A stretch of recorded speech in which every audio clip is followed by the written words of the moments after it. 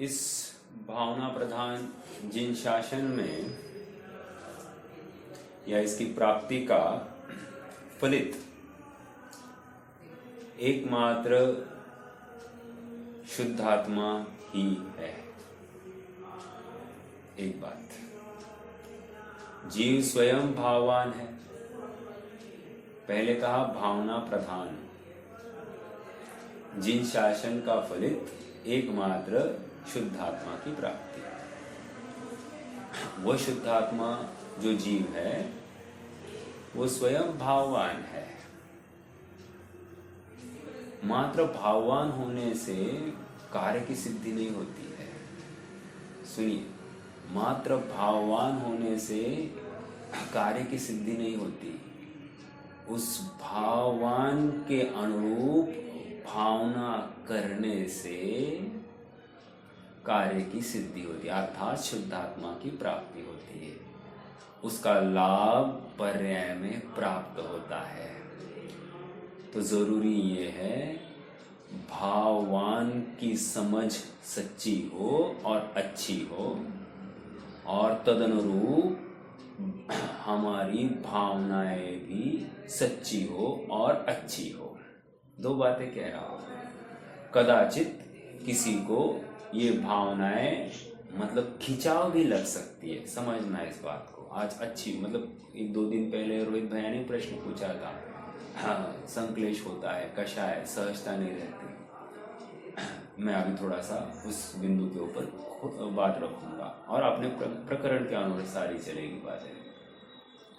सभी बातें भाववान के अनुसार होती हो, सभी भावनाएं भाववान के अनुसार हो तो वे सार्थक है, कार्यकारी है।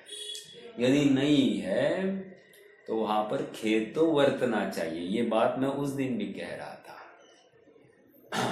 और खेद, एक बार खेद हो गया, हमको बहुत खेद हो गया, ऐसा कहकर नहीं।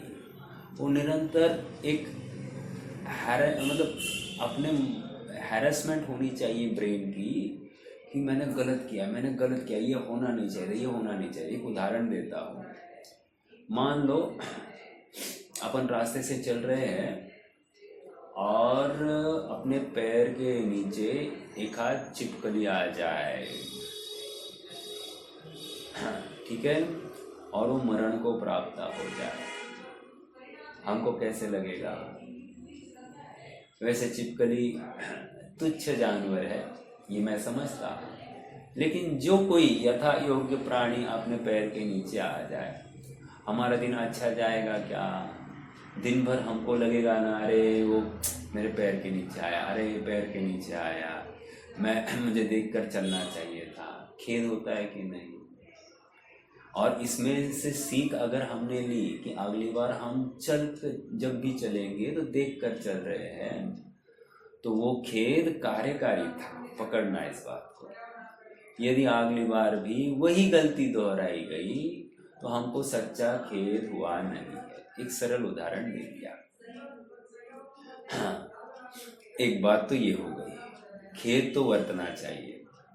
अब दूसरी बात और एक है कि भाई साहब, कोई भी क्रियाएं करते हैं, क्रियाओं में तो खिंचाव होता ही है, सहजता तो अपने आप छूट जाती है। जैसे हमको बहुत, कल का उदाहरण, प्यास लगी है रात में और पानी पिएंगे तो आकुलता नहीं होगी, और पानी नहीं पिएंगे तो आकुलता होगी, राइट? इतनी सी बात है कि नहीं? अब इसको सहजता कहना कि असहजता कहना? पानी नहीं पीते हुए आकुल चित्त बने रहना, इसको हम सहजता कहें कि असहजता कहें? हाँ, और पानी पीकर हम निश्चिंत हो जाए और रात भर एकदम शांति में बीत जाए, इसको हम सहजता कहें या आकुलता कहें? ये $1,000,000 क्वेश्चन है। चलो, इस सिलसिले में आपके सामने मैं दो उदाहरण खड़े करता हूं। एक जूता हमने खरीदा है, और जूता मान लो 10-1 हज़ार का होगा। मैं जानता नहीं हूँ, ज़्यादा कीमती अपनी लेने की बात ही नहीं है, बट फिर भी मान लो हमने 10-1 हजार का जूता लिया है और वो जूता पहनते हैं तो पैरों को चुभता है। चुभता है मतलब काटता है, सुना है ना आप सबने। तो मेरा प्रश्न है कि अब हमने जो ये 10,000 का जूता खरीदा है, उस जूते का हम सहजता में क्या करेंगे? उस जूते का हम सहजता में क्या करेंगे?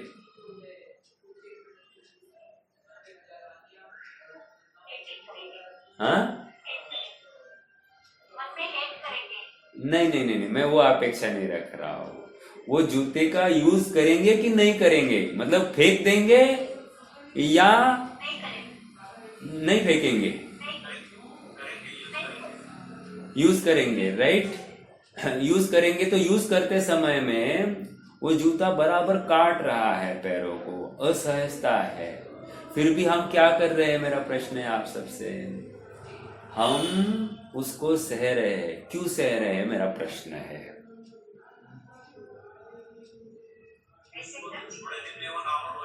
राइट, महत्वपूर्ण उत्तर दिया है भाई साहब आपने। थोड़े दिन में वो नॉर्मल हो जाएगा। अच्छा, पकड़ में आ गई ये बात। देखो आप पकड़ना, अभी यही लॉजिक हर जगह पर जिनागम में लागू करना है। जिसको जिसको हम आकुलता का कारण मान बैठे हैं, वो थोड़े दिन में नॉर्मल होने वाली है। समझ में आ रहा है क्या? जैसे रात्रि में पानी नहीं पीना, 1 दिन, 2 दिन, महीना, 2 महीना, 6 महीना तकलीफ होगी, मैं विरोध नहीं कर रहा हूं, लेकिन 6 महीने बाद में यह अभ्यस्त हो जाएगा। Fact is fact. अब उसको रात्रि में बिल्कुल भी असहजता, आकुलता नहीं होगी। मेरा ये प्रश्न है कि 6 महीने के बाद में अगर रिजल्ट सहजता है, तो वो 6 महीने पहले उठाया गया कदम वो आकुलता की प्राप्ति के लिए था या सहजता की प्राप्ति के लिए था? तो सहजता की प्राप्ति के लिए था। बिल्कुल सही है कि नहीं ये बात? निष्कर्ष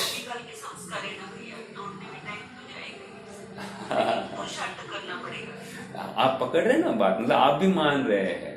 तो अब प्रश्न ये खड़ा हो रहा है कि इसको हम ऐसा जिद को हम सहजता कहे या असहजता कहे, आकुलता कहे या निराकुलता कहे। प्रश्न तो ये है, वर्तमान में हमारी जो जिद चल रही है, कश्मकश चल रही है, हमारी विचारधारा, हमारे शरीर का की विपरीतता, सामाजिक स्तर पर हमारे प्रति जो मोह रखने वाले, स्नेह रखने वाले, उनकी भी कोई ना कोई दबाव होगा।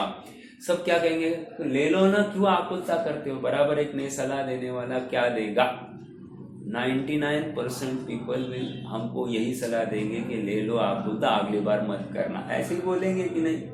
लेकिन हमने आए हुए प्रसंग में पुरुषार्थहीनता करके, जो आप कह रहे हैं कि अनादि का संस्कार, ये जो संज्ञाएं चल रही है, परिग्रह, आहार, शरीर, भोग, जो कुछ चल रही है, तो इसके पीछे हम सहजता के नाम पर स्वयं को और कुसंस्कारित कर रहे हैं, और हमारी आकुलता का परिचय है ये। इसको निराकुलता नहीं कहना। समझ में आ रहा है क्या? और एक उदाहरण दूंगा, फिर अपन अपने प्रकरण में ज्वाइन हो जाएंगे।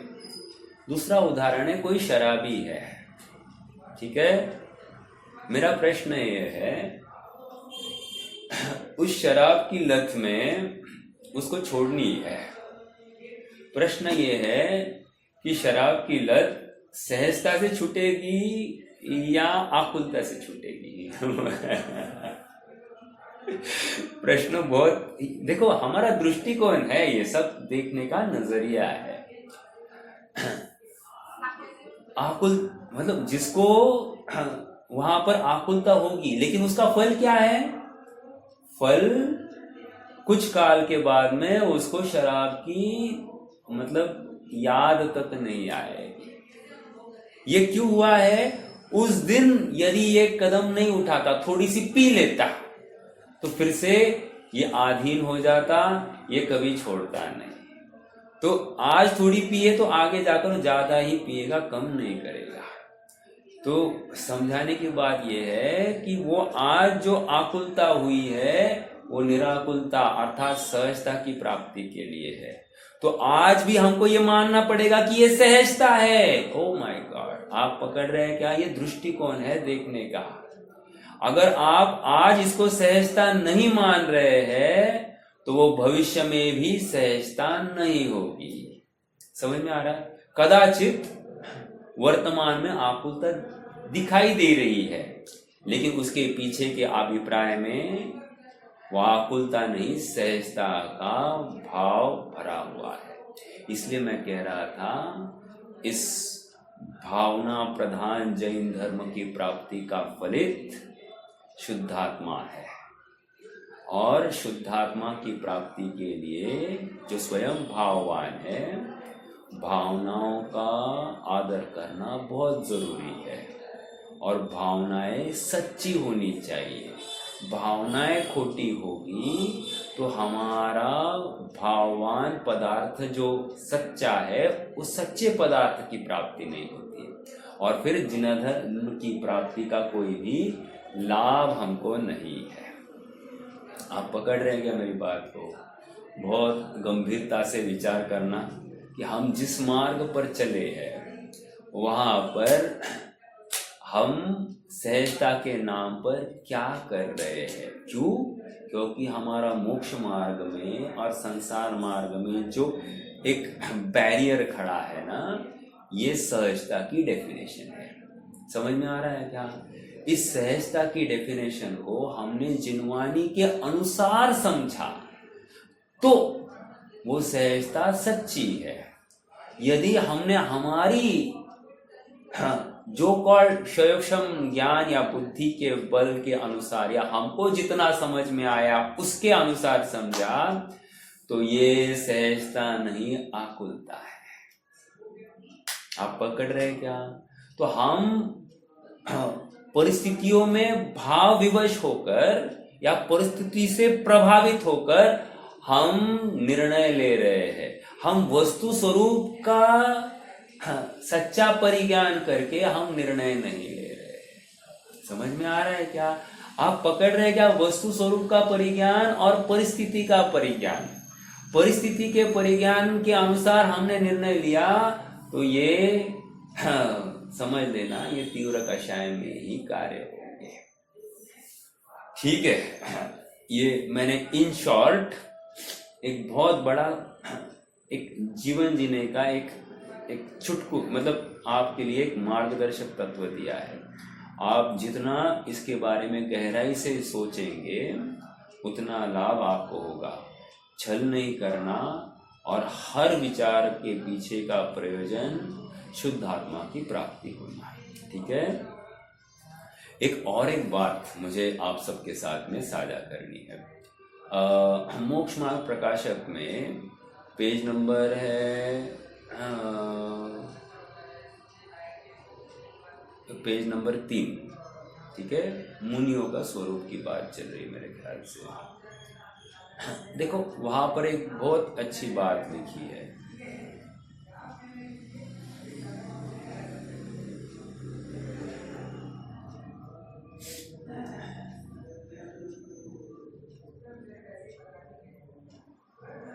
हाँ देखो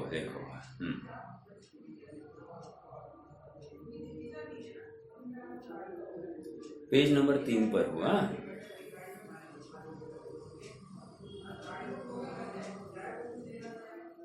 देखो आचार्यों के स्वरूप में बात आई है। तथा अपने उपयोग को बहुत नहीं भ्रमाते। ठीक है, उदासीन होकर निश्चल वृत्ति को धारण करते हैं। 2 तथा कदाचित, अब यहां से इंपॉर्टेंट पॉइंट आ रहा है, तथा कदाचित बीचों बीच है, मतलब उस पैराग्राफ के बीचों बीच पहले पैराग्राफ में, तथा कदाचित मंदराग के उदय से शुभोपयोग भी होता है। क्या कहा?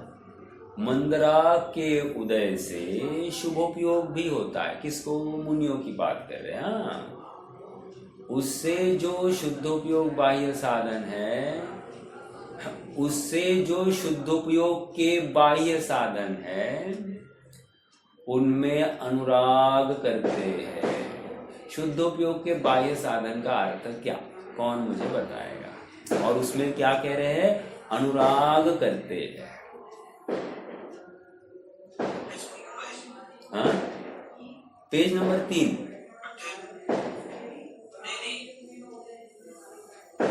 28 मूल गुणों का पालन, राइट? या फिर परिचय सहन करना, या फिर व्रत आदि में प्रवृत्ति करना, या फिर जो कोई तपस्चरण आदि की विधि का अवलंबन करना।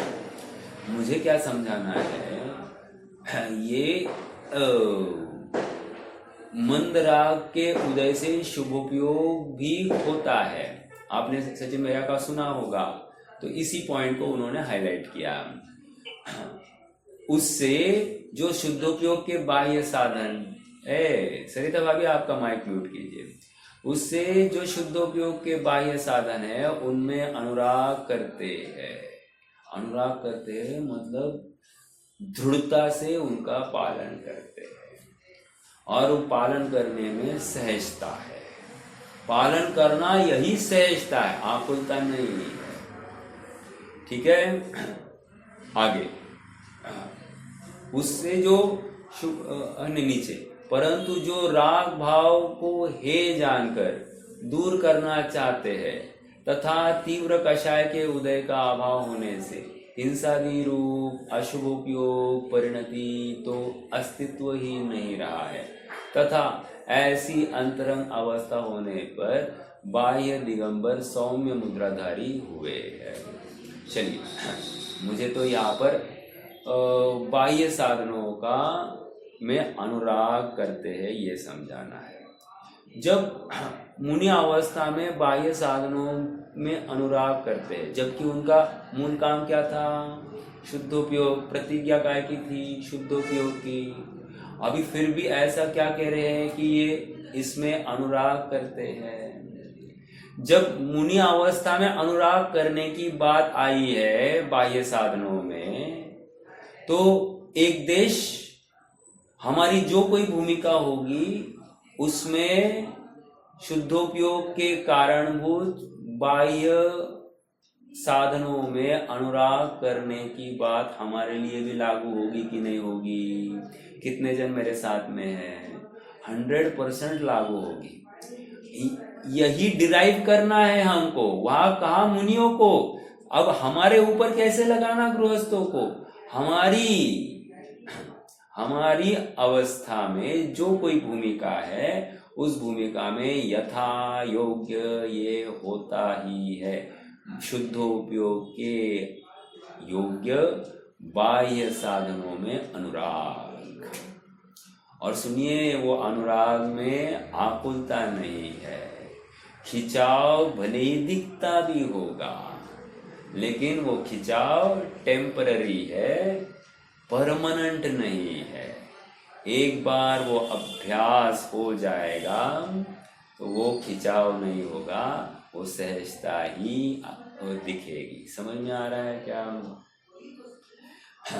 मुझे इसमें और क्या समझाना है? समझाना ये है, द्रव्यलिंग भावलिंग। भावलिंग खड़ा है तो द्रव्यलिंग सहचर रूप से वहां पर है ही है, आप उसका विरोध नहीं कर सकते। और वो इतने देर के लिए क्या कर रहा है बाहर, ये भी नहीं लगा सकते। वो बाहर बैठा है, 100% वो अंदर जाने की भावना एक क्षण के लिए भी भुला नहीं है। समझ में आ रहा है क्या?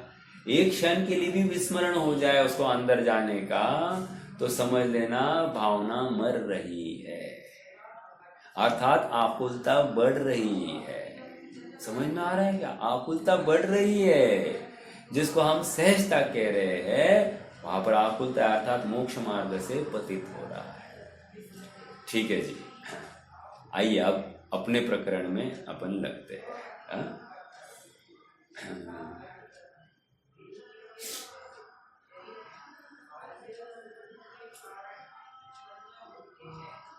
एक प्रश्न है वैसे कुतूहलवश। एक आध गाना आपने फिल्म का सुन लिया जो अपने काल में हिट हुआ था और बहुत ही आह्लाददायक प्यारा होगा, हमको अच्छा लगता है कि नहीं? लगता है कि नहीं? उसी प्रकार आत्मा की चर्चा अच्छी लगनी चाहिए कि नहीं? समझ में आ रहा है क्या? जैसे वो गाना हमको अच्छा लगता है सुनने में, शांति प्रदान होती है, वैसे ही आत्मा की चर्चा सुनने में शांति प्रदान होनी चाहिए कि नहीं?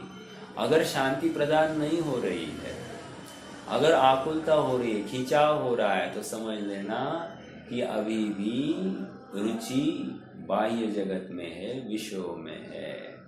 समझ में आ रहा है? और एक बात विचार करना थोड़ा सा गंभीरता से। मान लो ये जिनवानी हमारे पास में नहीं होती, आज हम जिनवानी नहीं सुनते, तो हम क्या कर रहे होते?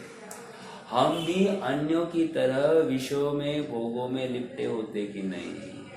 आज हमको जो टोका लग रहा है, वहाँ से हटने का जो कोई यत्न हो रहा है, उसका एकमात्र श्रेय किसको जा रहा है? इन जिन वचनों को ही है ना। नहीं, वहां पर आकुलता होती ना भैया, आकुलता नहीं है, ये हम कैसे समझाए तुम्हें? तुम उसको आकुलता मान बैठे हो, ये तुम्हारी देखने की दृष्टि है, अर्थात तुम्हारी विषय भोगों की दृष्टि होगी तो तुम्हें वो आकुलता ही दिखेगी। एक बनारसी दास जी भी बहुत अच्छा एक बात कहते हैं, वाद विवाद करे सो अंधा, कहे बनारसी सहज का धंधा। अब ये सहजता क्या है, ये पहले समझे तो सही। हाँ हाँ हाँ, बहुत अच्छी बात है। चलो, जो बात तिर्यंचों को समझ में आती है, जो विवेक तिर्यंचों को उनकी उस अवस्था में होता है, हमको मनुष्य होकर भी हमको समझ में नहीं आ रही है, तो ये मुझे प्रश्न है कि ये इसको हम क्या कहें? ये अज्ञानता कहे, और अज्ञानता में सहजता होती है या आकुलता होती है? ये हमको अपना अपना विचार करना है। समझ में आ रहा है क्या? हाँ, कोई कह रहा है कि देखो कल परसों की बात है आश्चर्य, कोई ऐसा, हमारे घर के सामने एक केबल लटक रही थी, तो केबल को रिपेयर करने के लिए, वो ठीक करने के लिए आया कोई आदमी। उसने मेरे पाँव को तरफ देखा और पाँव की तरफ देखकर कहा कि क्या हो गया है तुमको? मैंने उसको कुछ नहीं कहा, तो मैं तो खड़ा था वहाँ पर। उसने मेरे पाँव की तरफ, उसकी नज़र गए होंगे, तो मैंने कहा कुछ नहीं। उसने कहा डायबिटीज़ है क्या? मैं बोला नहीं। अच्छा, तो उसी ने कहा क्या फिर B12 की कमी है क्या? हाँ, खून कम है क्या? तो मैंने बोला हाँ हाँ है।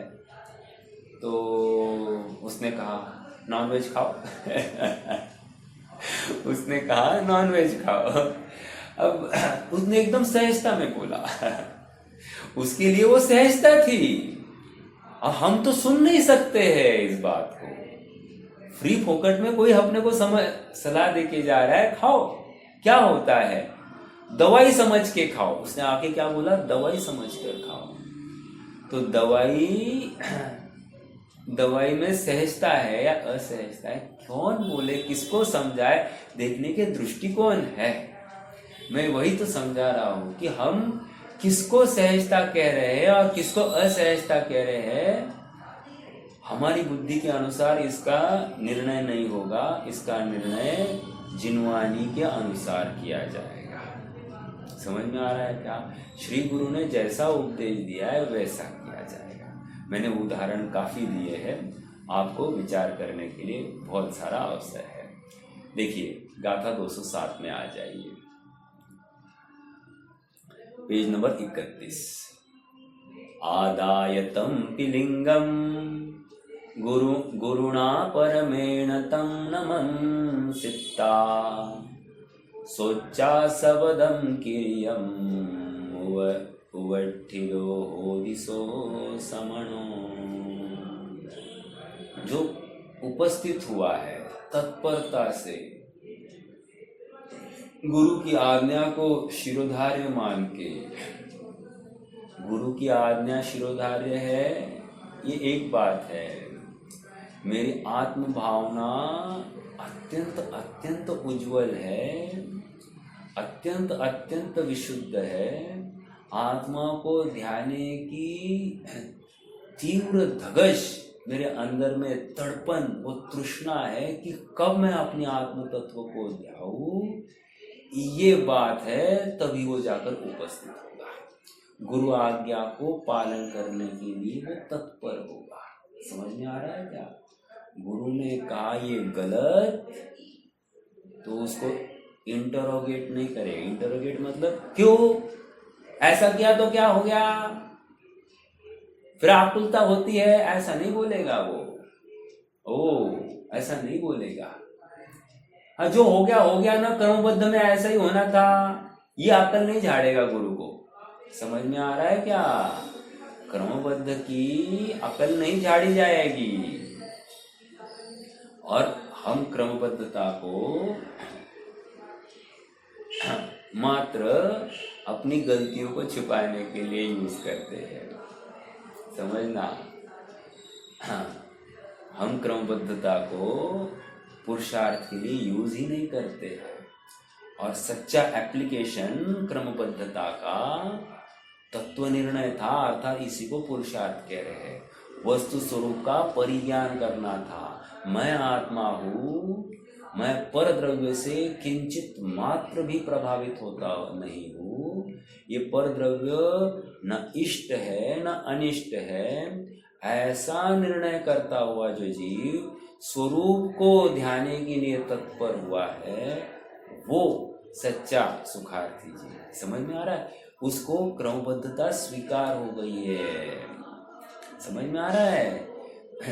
ये उस जीव को, और होता क्या है, अक्सर अज्ञानी जीव इसका जहां तहां धड़ल्ले से इस्तेमाल करता है और क्रमबद्धता के नाम पर अपने स्वैराचार का, स्वच्छंदता का पोषण कर लेता है। और इसमें आकुलता है, तीव्र कषाय है, पाप है, पापाचरण है, और उसको खेद नहीं है। इस पापाचरण की बुद्धि में इसको खेद नहीं है। अहो आश्चर्य! ये मात्र मैं शुद्ध हूँ, मैं आत्मा हूँ, ऐसा कहकर 2-5 मिनट बैठ जाता है शांति से, ध्यानस्थ अवस्था जैसी मुद्रा धारण करके, और इसको लगता है कि मैं शांत हूँ। हम दिन भर में जो पाप की प्रवृत्तियां करते हैं उनको रोक रहे क्या? इज एज गुड एज शराब पीना। उन शराब की पीने की लत हमारी कम हुई है कि नहीं, इसका विचार कौन करेगा? हमको अपना स्वयं का करना है, किसी और को थोड़ी करना है। मोक्ष मार्ग मेरा है, किसी और का नहीं है। मान लो मैं मोक्ष मार्ग के अनुसार नहीं चलूं, किसका क्या बिगड़ने वाला है? प्रश्न है आप सबसे। मैं मोक्ष मार्ग के अनुसार नहीं चला, बाह्य जगत का क्या बिगड़ने वाला है? कुछ भी तो नहीं बिगड़ने वाला है। चलो अगला प्रश्न, फिर तुम्हारा क्या बिगड़ना, मतलब मेरा स्वयं का क्या बिगड़ने वाला है? अरे मेरा ही तो बिगड़ने वाला है। मैं भटकने वाला हूँ, दर दर की ठोकरें खाने वाला हूँ। वस्तु स्वरूप को आज नहीं समझा तो फिर कब समझूंगा? आज बुद्धि है, आज शक्ति है, आज संबल है, आज नहीं समझ रहा हूँ इतनी बुद्धि शक्ति संबल में, तो फिर अन्य समय में कैसे समझूंगा? प्रतिकूलता आने पर समझने की तुम चेष्टा करते हो, छोड़ो इन बातों को, नहीं होगी। समझ में आ रहा है? सही समय पर सही काल में समझदारी से समझना बहुत जरूरी है। एक आध जीव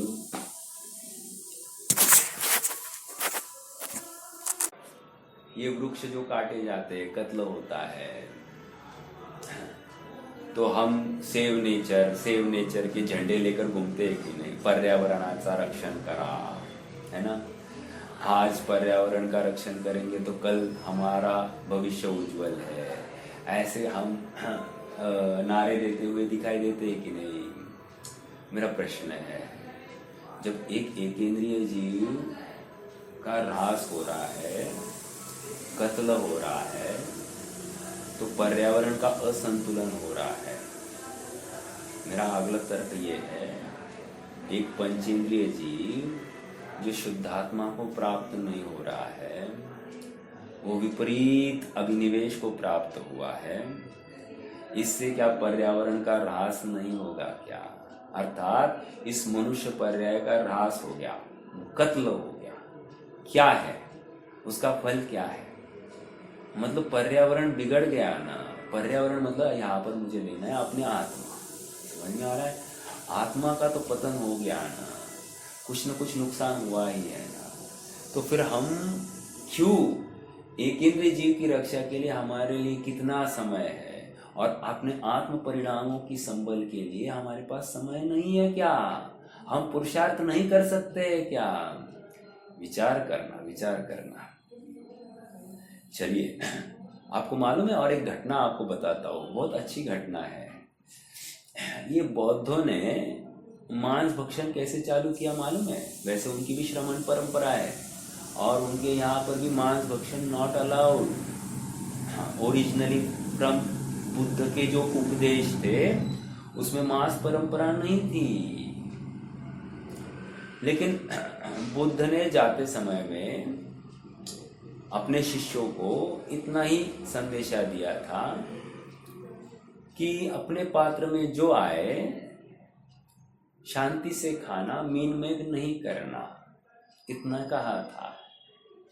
इसका अर्थ कदापि ये नहीं था कि मांस भी आया तो शांति से खाना, मीन मेघ नहीं निकालना, ऐसा कदापि नहीं था इसका अर्थ। उसका अर्थ इतना ही था कि जो भक्ष्य सामग्री है, अंडरलाइन, जो भक्ष्य सामग्री है उसमें मीन मेघ नहीं निकालना, बस इतनी सी बात थी। अब शिष्य ने किसी प्रसंग में उसके पात्र में मांस का टुकड़ा, कि कोई कौवा ऊपर से उड़ रहा था, उसके मुख का मांस का टुकड़ा इसके कटोरे में गिर गया तो इसने सोचा कि गुरु ने हमको ये कहा था कि मीन मेघ नहीं निकालना, सहजता रखना, और उसने मांस भक्षण करना चालू किया। तो वहां से बौद्धों में मांस भक्षण की परंपरा चालू हो गई। मेरा ये प्रश्न है, इस सहजता का फल क्या निकला है? वे मांस भक्षी, प्योर मांस भक्षी हो गए, वेजिटेरियन तो का नाम ही नहीं है। समझ में आ रहा है क्या? अब मेरा अगला तर्क ये है कि यदि हम सहजता के नाम पर स्वैराचार, उद्दंडता, पापाचरण में प्रवृत्ति करेंगे और उसका नाम सहजता रखेंगे, इसका फल भविष्य में क्या होगा? और आने वाला भविष्य हमको हमारी इस सहजता के लिए माफ करेगा या हमारे गुण गाएगा? प्रश्न है आप सबसे, सुधीजनों से ये प्रश्न है, बहुत गंभीरता से विचार करना। मतलब एक एक बात में बहुत दम है। मतलब इन परिणामों का फल सहजता के नाम पर क्या निकलता है, ये विचार करना। चलिए आगे बढ़ते हैं।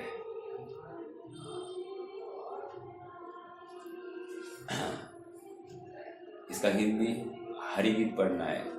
जो परम गुरु नम लिंग दोनों प्राप्त कर व्रत आचरे, आत्मथित वे श्रमण ही बस यथा योग्य क्रिया करे। अपन नीचे पढ़ रहे थे लास्ट पैराग्राफ। इस यथाजात रूप धरत्व के सूचक बहिरंग व अंतरंग लिंग के धारण की विधि के प्रतिपादक होने से अरहंत भगवान और दीक्षाचार्य व्यवहार से मूल लिंग को देने वाले कहे जाते हैं। दीक्षार्थी उक्त देने और लेने की क्रिया से उन्हें सम्मानित करके उनसे तन्मय होता है। उनसे तन्मय होता है मतलब इसके दो अर्थ करने हैं। उनसे तन्मय होता है का अर्थ उनके प्रति बहुत बहुत आदर और कृतज्ञता है कि उन्होंने इसको इस मार्ग में दाखिल कराया।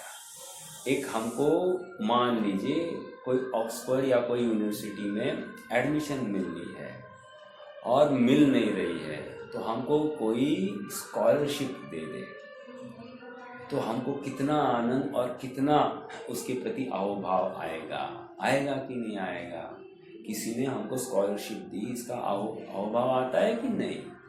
उसी प्रकार यहाँ पर मोक्ष मार्ग में हमको एडमिशन दिलाया, इसलिए उनसे तन्मय समझ में आया। उनके प्रति जन्म जन्म के लिए कृतज्ञता इसके हृदय में बसी है। जन्म जन्म के लिए कृतज्ञता है। जन्म जन्म तक ना भूलेंगे यह उपकार तुम्हारा, है कि नहीं। वो अर्थात जन्म जन्म तक, जन्म जन्म की बात यह है कि जब तक हमारा विवेक व्यवस्थित है तब तक तो हम बिल्कुल भूलेंगे नहीं। ऐसी आभार प्रदर्शन हो रहा है और इस आभार प्रदर्शन का आधार फिर से ये शुभ भाव का आधार शुद्धोपयोग की बाह्य क्रिया ही समझ लो। ये आधार भी गुरु ने मुझे जो उपदेश दिया है, जो आज्ञा दी है, कहा है कि शुद्धात्मा को ध्यान दो। कैसा मेरे ऊपर उपकार किया है, कैसी कृतज्ञता व्यक्त करी है। मैं तो इससे आनंद विभोर हो गया हूँ। मुझे आशीर्वाद से बरसाया है, ऐसा जिसको लगने लग गया है और इसी चिंतन के बीच अपनी आत्मा को ग्रहण करता हुआ पर द्रव्य मेरे लिए किंचित भी अकार्यकारी है, ऐसा नक्की करता हुआ स्वभाव में स्थित हो जाता है। अपने होने वाले विकल्पों को भी तोड़ देता है, अपने स्वभाव में ही आनंद से स्थित हो जाता है, वही गुरुओं से तन्मय हो जाता है। समझ में आया। अंतर्लिंग भी कहा और बहिर्लिंग भी कहा, ठीक है। बहिर्लिंग के बहुत पक्ष है, बहिर्लिंग के इतने पक्ष है,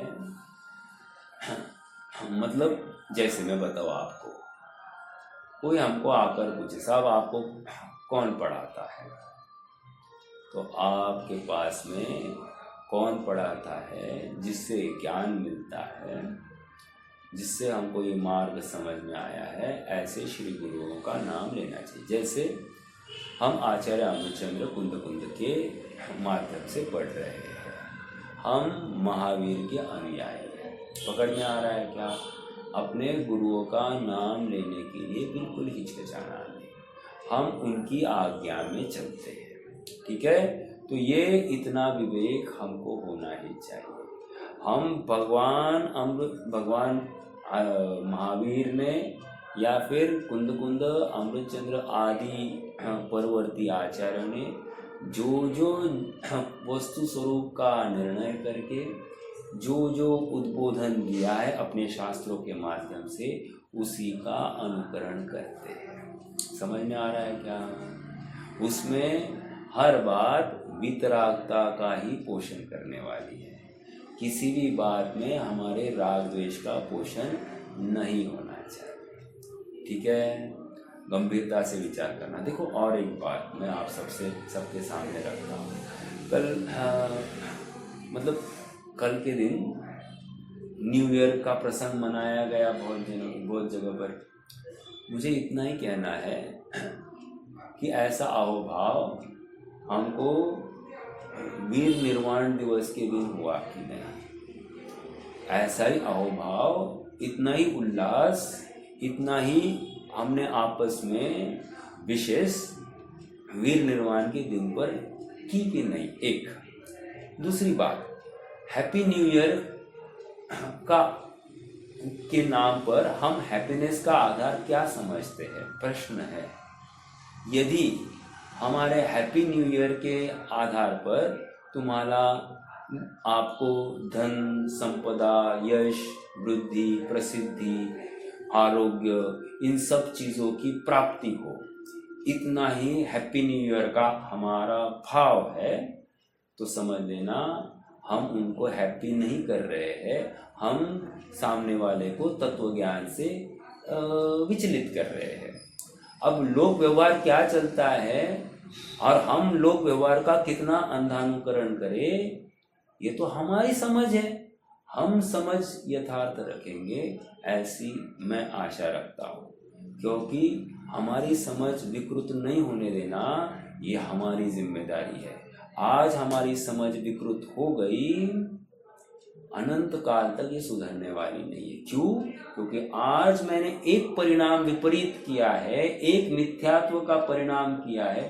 इसमें मिथ्यात्व हमको दिखता ही नहीं है। आश्चर्य की बात, इसमें हमको मिथ्यात्व दिखता नहीं है, और इस मिथ्यात्व के फल में हमको अनंत भव रगड़ना है, दुख को प्राप्त होना है, हमको ये भाषित ही नहीं हो रहा है। नहीं, हमने तो अच्छी भावना भाई थी, और अच्छी भावना में थोड़ी पाप बंद होता है। तो किसने कहा तुमको पुण्य बंद होता है?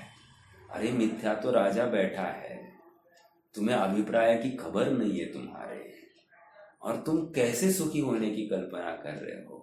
तुम दूसरे को सुखी करने की भावना भा रहे हो, लेकिन पहले तुम स्वयं तो सुखी हो जाओ। हम पहले ही सुखी नहीं है और हम दूसरे के सुखी होने की कल्पना कर रहे हैं।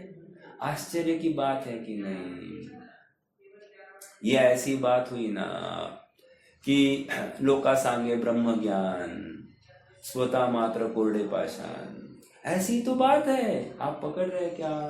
बहुत गंभीरता से विचार करना, हमारा एक एक वचन तोल मोल के बोला जाए। हम बिल्कुल भी किसी भी गलत का अनुमोदन नहीं कर सकते, नहीं कर सकते, नहीं कर सकते। ये भगवान महावीर की आज्ञा है, ऐसा ही वस्तु स्वरूप है। हमको क्या लग रहा है इसकी कोई वैल्यू नहीं है। जो भगवान ने वस्तु स्वरूप देखकर निरूपण किया है, उसी का पालन करना हमारा कर्तव्य है। और यदि हम भगवान की सच्चे भक्त होंगे तो हम उसका पालन करेंगे, और हम भक्त नहीं है तो जगत खुला है। हम स्वयं गुरु, हम ही स्वयं, फिर हमने एक नवीन मार्ग प्रारंभ कर दिया है। भगवान के विरोध में हमने अपनी दुकान ठाट ली है। समझ में आ रहा है क्या? हम साक्षात भगवान के विरोधक बनकर खड़े हैं, और इसमें तुम्हें आनंद लग रहा होगा। तो भाई संभल जाओ, जागृति का समय है। हमको ऐसे कार्यक्रम को, प्रसंगों को देखना तक नहीं चाहिए और चर्चा भी नहीं करनी चाहिए। आजकल के न्यूज़पेपर्स, आजकल के जितने भी एड्स, धमाल, मजा, एंजॉयमेंट, यहाँ पर ये सेलिब्रेशंस, वो सेलिब्रेशंस, क्या क्या चल रहा है, ये सब चल रहा है। लेकिन हम उसमें सहभागी होवे नहीं होवे, इसका पूरी स्वाधीनता, स्वातंत्र्य हमारे पास में है। समझ में आ रहा है क्या? विचार करना।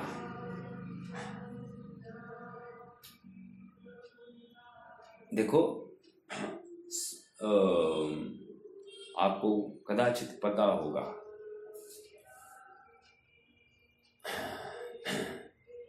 ये मेरे ख्याल से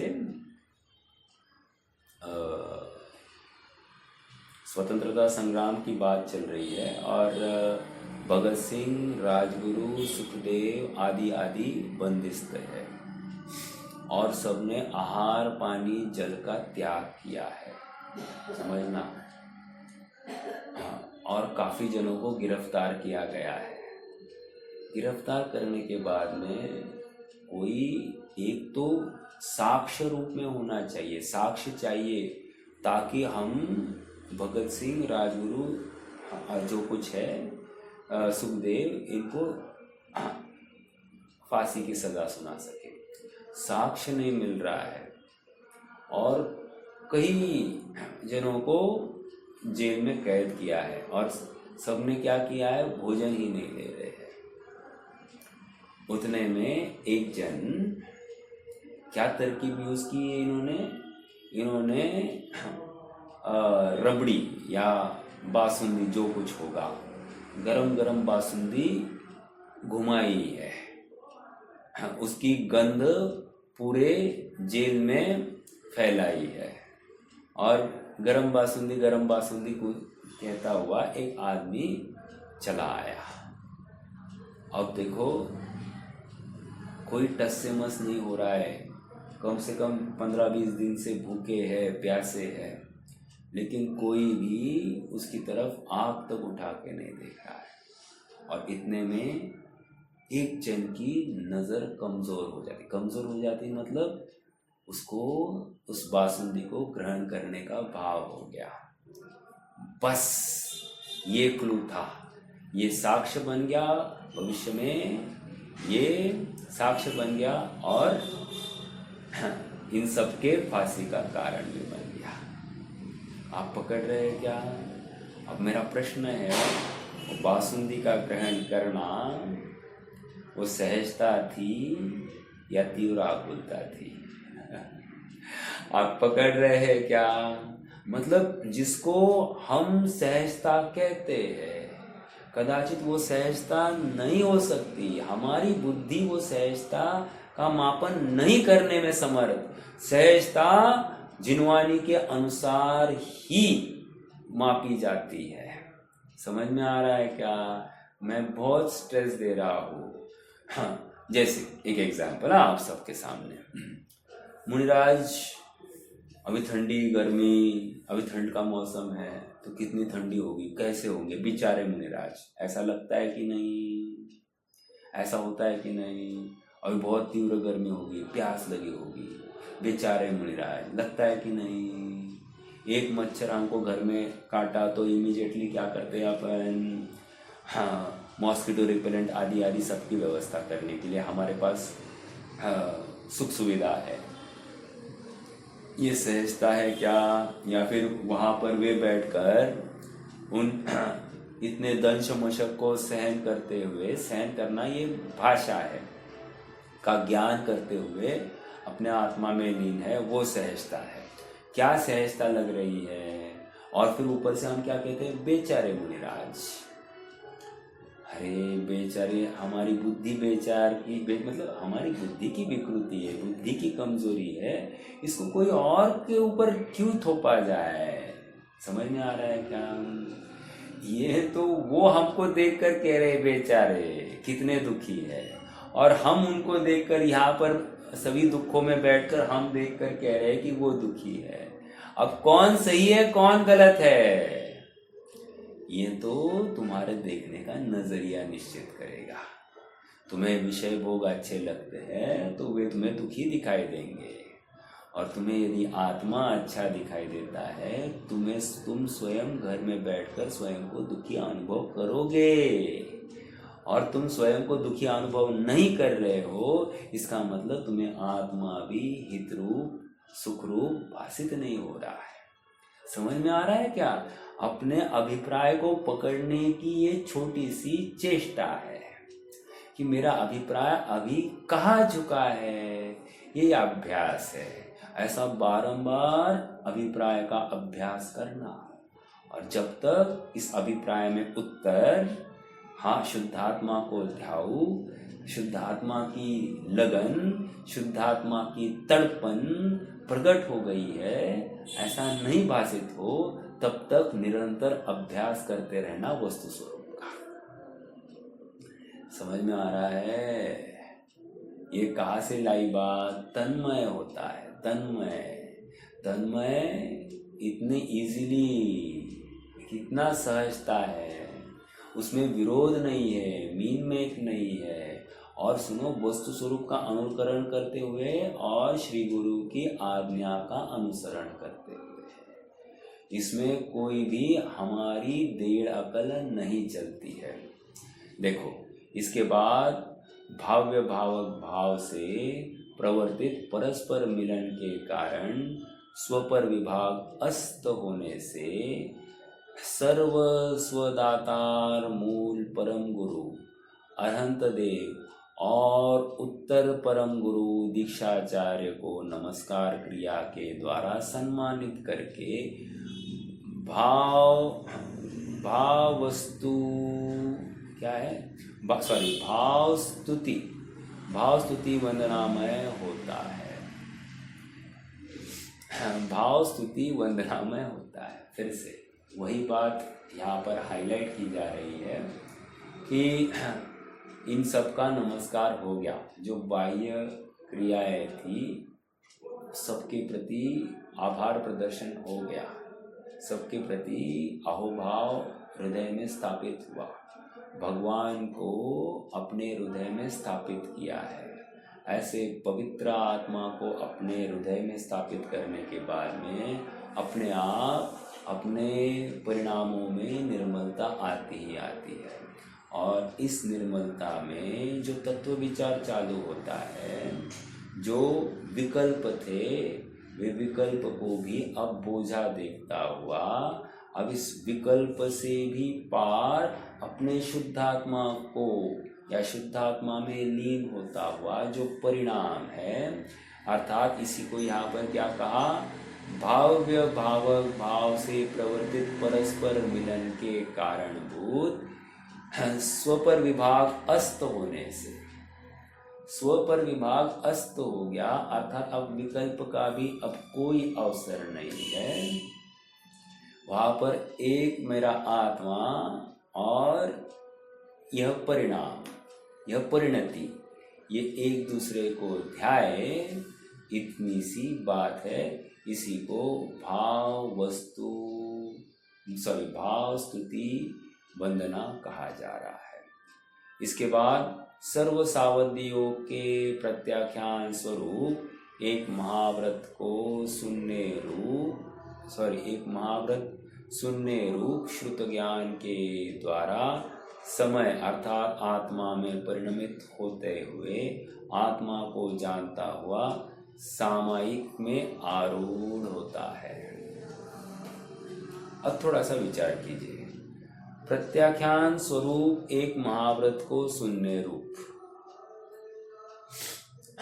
और लास्ट में क्या कह रहे हैं, सामायिक में आरूढ़ होता है। मेरा आप सबसे प्रश्न है, आलोचना, प्रत्याख्यान और सामायिक का निश्चय स्वरूप क्या है और व्यवहार स्वरूप क्या है, दोनों बताना है आपको।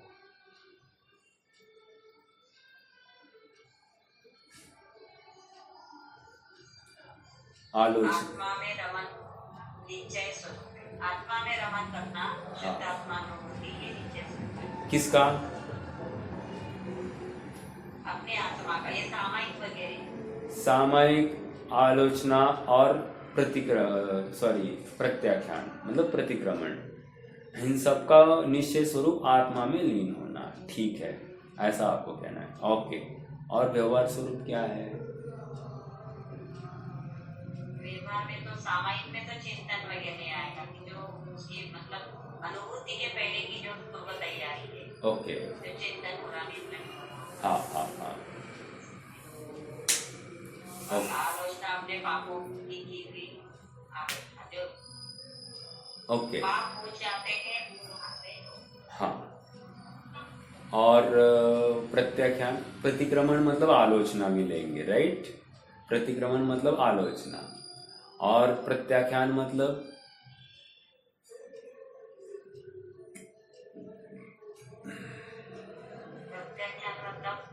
बाहरी क्रियाओं का त्याग करना, जैसे जिसमें भी आत्मा के विपरीत क्रियाएं हो रही है, हाँ, आत्मा के अनुभूति से विपरीत जो क्रियाएं हो रही है उसका त्याग करना। अच्छा, इन शॉर्ट मैं इसको कंक्लूड करता हूँ। देखो, प्रतिक्रमण होता है भूत, ये व्यवहार पक्ष रख रहा हूँ ना। प्रतिक्रमण होता है भूत, क्या कहा? आलोचना मतलब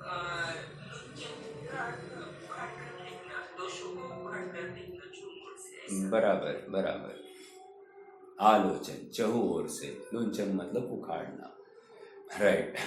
आलोचना इसी को प्रतिक्रमण भी कहते हैं। हालांकि अलग अलग शब्द है, बट प्रतिक्रमण भी अपने अतिक्रमण जो हुआ था वहां से फिर से अंदर आने के लिए जो रास्ता है उसको प्रतिक्रमण कह रहे हैं। तो प्रतिक्रमण में क्या होता है, पूर्व में मैंने जो कोई दोष किए थे उनका निग्रह करना, अर्थात उनको त्यागने की भावना, उनके प्रति खेद होना, यह प्रतिक्रमण। सामायिक में क्या होता है, प्योर चिंतन चालू हो जाता है, वस्तु स्वरूप का विचार चालू होता है, आत्मा से परिणामों को तद्रूप करने की बात चलती है। और प्रत्याख्यान में ये होता है कि भविष्य में मैं पापों को नहीं करूँगा, ऐसा कटिबद्ध होना है। समझ में आ रहा है क्या? ये तो व्यवहार पक्ष रखा मैंने। निश्चय पक्ष में प्रतिक्रमण हो, सामायिक हो, प्रत्याख्यान हो या आलोचना, जो कुछ हो, इन सब का एकमात्र अपेक्षा अपने आत्मा में स्थिति। समझ में आ रहा है क्या? तो आप कहीं से भी कोई भी विषय उठाइए, उसका निश्चय पक्ष शुद्धात्मा होना चाहिए। व्यवहार पक्ष के अनेक पहलू है, बट निश्चय पक्ष का एक ही पहलू, शुद्धात्मा। समझ में आ रहा है? आत्मा में लीनता। अब वो कैसे भी हो, प्रतिक्रमण करने से हो, आलोचना से हो, सामायिक से हो या फिर प्रत्याख्यान से हो, हमको कुछ भी लेना देना नहीं, हमको तो निश्चय पक्ष में शुद्धात्मा दिखना चाहिए। समझ में आ रहा है क्या? इतनी सी बात है। अब इसको अलग अलग नाम देकर यहाँ पर बताया गया। इसके बाद सर्व सावध्य योग के प्रत्याख्यान स्वरूप। सर्व सावध प्रत्याख्यान मतलब भविष्य संबंधी, एक महाव्रत को सुनने रूप शुद्ध ज्ञान के द्वारा समय अर्थात आत्मा में परिणमित होते हुए आत्मा को जानता हुआ सामायिक में आरूढ़ होता है।